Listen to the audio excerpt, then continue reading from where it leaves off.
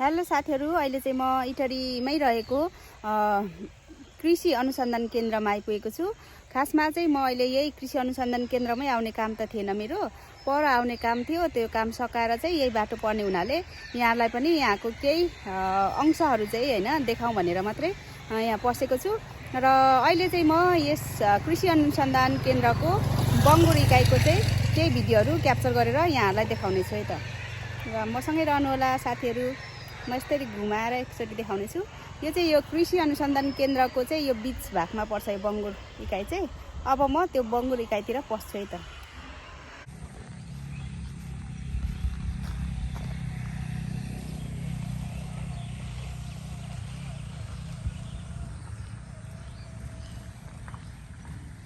पुरानो शैलीको रहेछ साथीहरू, त्यही भएर यहाँ हेर्नु न, पुरानो शैली भएर यत्रो स्पेस छ। यत्रो स्पेस त चाहिँदैन। यो चाहिँ खासमा घाम ताप्नको लागि भनेर पहिला उहिले बनाउँदा बनाएको होला। यस्तरी छ, यत्रो यहाँभित्र खोर अनि यता चाहिँ घाम थाप्ने ठाउँ बनाएको होला। तर पनि यो स्पेस त यत्रो स्पेस त चाहिँदैन नि त। त्यही पनि अब उहिले अहिले चाहिँ नयाँ नयाँ आधुनिक खोरहरू आइसकेको छ। अब आधुनिक खोरहरू, तर पनि यो चाहिँ वर्षौँ पहिला बनाएकोले गर्दाखेरि यस्तो वर्षौँ वर्ष भइसक्यो नि त बनाएको। त्यही भएर चाहिँ हेर्नु स्पेस यत्रो। यो बिचमा चाहिँ यसरी उयोहरू लगाइदिएको रहेछ। यहाँ पनि सेम नै हो। यहाँ हेर्नु बच्चाहरू,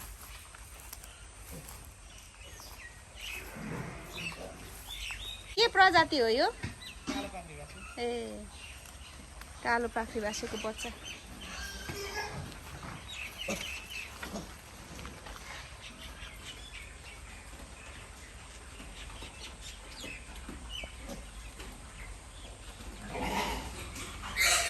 माउहरू कत्रो कत्रो हौ।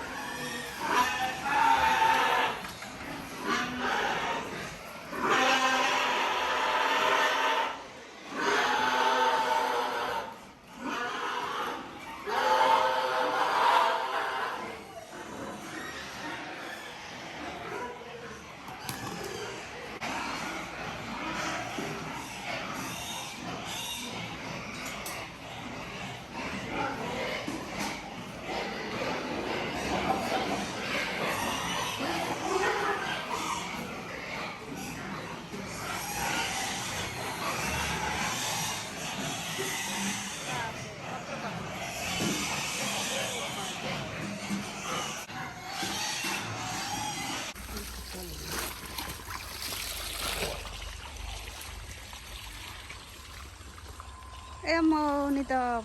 भर्खर बिहाको बच्चाको रहेछ है यो चाहिँ। घाम तापेर बसेको। 2 4 6 8 10 12 13वटा बिहाको रहेछ। भर्खरको बच्चाहरू, भर्खरै आजै बिहाको जस्तो छ। 13वटा आजै बिहाको बच्चाहरू। तर ठाउँ चाहिँ हेर्नु साथीहरू, 2 4 6 8 10 12 कति मजाले खेलेको घाम तापेर। यसको भर्खर बिहाकोले गर्दा तिनीहरूको नालहरू पनि आलै छ, सुकेकै छैन। जिउ पनि सुकेकै छैन भर्खर बिहाकोले।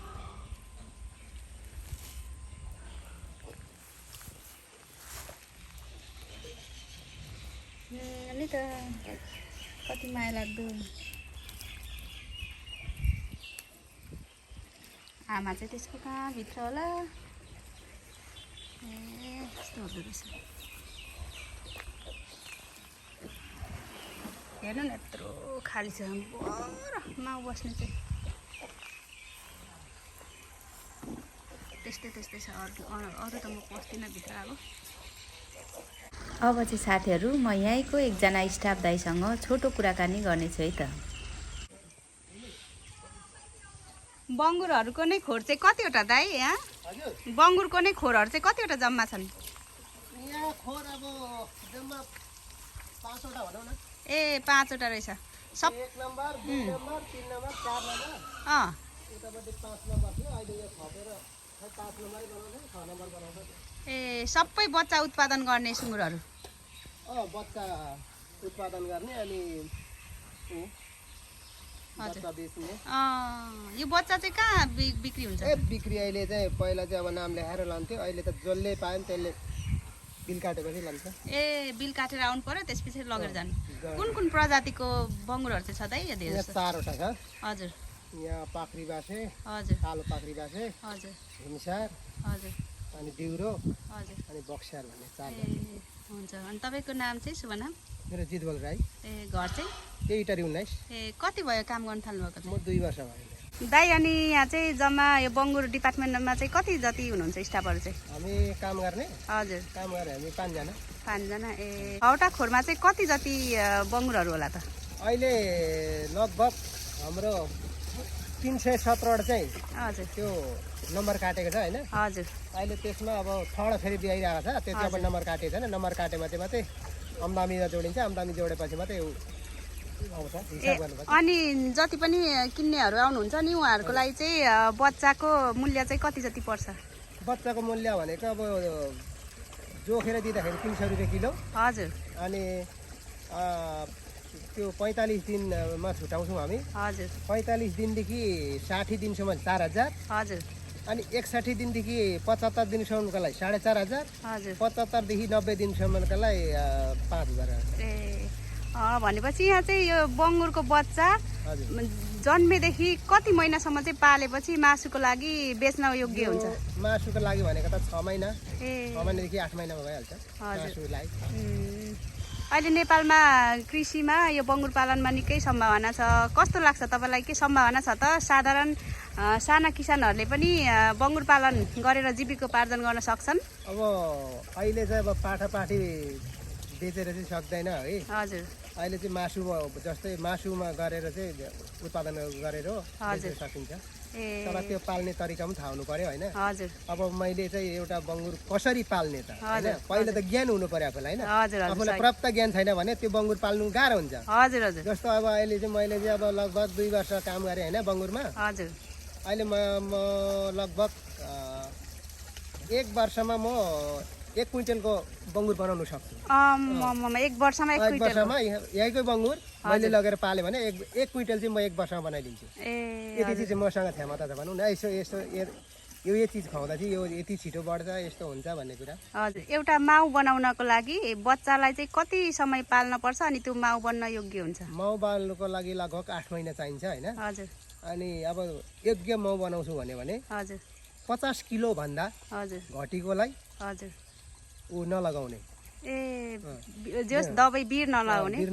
हजुर अनि जस्तै 50 किलो भन्दा हजुर माथि कटेपछि चाहिँ बिर लगाउने योग्य माउ बनाउनु पर्छ भने चाहिँ ए अनि जस्तै कृत्रिम गर्भधारण र प्राकृतिक छ नि कृत्रिम र प्राकृतिकमा के फरक बच्चाहरू उति नै दिन्छन् कि कस्तो छ बच्चाहरू त अब त्यो कृत्रिममा पनि 15वटा सम्म चाहिँ भएकै छ हैन ए हजुर यहीमा पनि हजुर अलिकति जस्तो सम्भावना चाहिँ जस बिर लाकैमा सम्भावना चाहिँ हुन्छ ए अनि दाइ हुन पनि सक्छ नहुन पनि सक्छ हजुर जति पनि बच्चाहरू यो बङ्गुर यहाँदेखि किनेर लगेको हुन्छ पछि माउ बनाउँछु भन्ने कृषकहरूको लागि तपाईँहरूले के कृत्रिम पनि उपलब्ध गराउनुहुन्छ कृत्रिम पनि छ यहाँ ए उपलब्ध हुने अब बच्चाको लागि अहिले मात्रै हो प्रब्लम भएको हैन हजुर बच्चा बिक्री नभएको भोलि पर्सि अब त फेरि अहिले मान्छेले कति छोडेको छ हजुर फेरि अब हत्तै फेरि यस्तो फेरि आउँछ क्या हजुर धैर्य गर्नेले मान्छेले हजुर अब त्यो डुबे भन्ने मान्छेहरू डुबिसक्यो हैन हजुर तर म डुबेर पनि गर्छु भन्ने चाहिँ फेरि भोलि उक्सिन्छ त्यो मान्छे जस भनेपछि बङ्गुर पालनमा पनि धैर्यता चाहिँ चाहियो धैर्यता चाहियो जस्तै बिक्री भएकोमा अब जस्तै हामीले मासुबाट भन्दा पनि हामीले बच्चाबाट चाहिँ पैदा गर्नु भने चाहिँ हामीले लगभग कति भने मैले हिसाब गरेको हजुर त्यो माउले खुवाएर होइन बच्चा पहिलाचोटि बिक्री गर्दाखेरि लगभग 40-45 हजार आउँदो रहेछ पहिलाचोटि बिक्रीमा होइन हजुर हजुर अनि अब त्यहाँदेखि सेकेन्डचोटिदेखि त अब अर्को भइहाल्छ नि त्यो आफूले किनेको खुवाएको सबै जोड्नु पर्यो होइन यस्तो छ नि त अब यो कस्तो छ भने बङ्गुर भनेको एक वर्षमा 3 चोटिसम्म ब्याउँछ हजुर हजुर अमर नभए 2 चोटि ब्याउँछ होइन हजुर पर जस्तो 3 चोटि पनि ब्याउन सक्छ होइन हजुर जस्तो 3 चोटि ब्याएर राम्रो गरियो भने त हजुर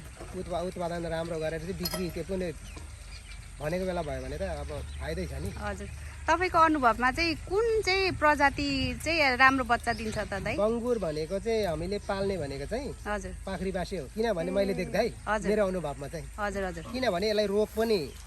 अलिक ढिलो लाग्छ है हजुर जस्तो यो ल्यान्ड्रेसहरू योक्सारहरू भन्छ नि हजुर तिनीहरूलाई रोगले छिटो बिगाड्छ क्या ए हजुर यो हिमसार अनि यो जस्तै बक्सार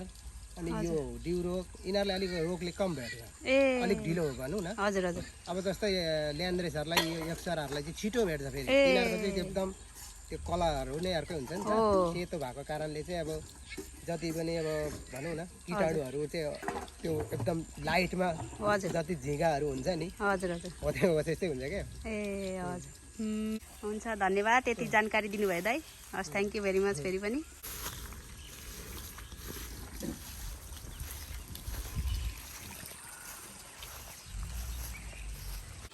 ओके साथीहरू आजको भिडियो यति नै यहाँहरूले पनि बङ्गुर